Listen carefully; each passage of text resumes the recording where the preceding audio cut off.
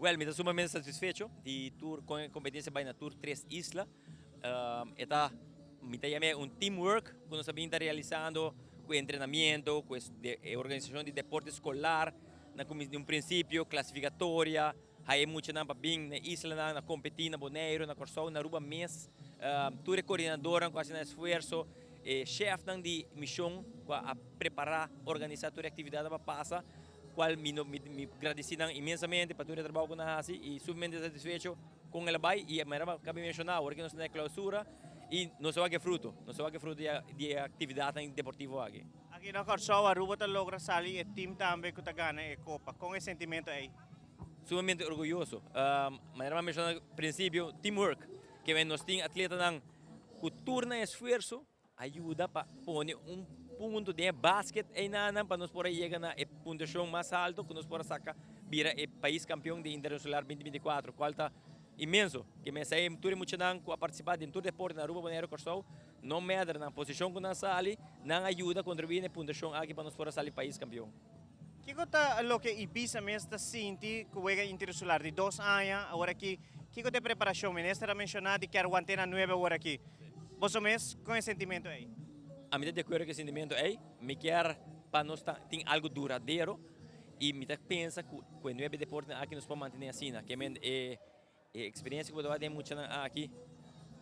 com nada passa, tem muito que não tem chance de sair viajar, botar quando tem a experiência que para me viajar, não socializar com outro muito de outra isla, não conhecer outra cultura, não também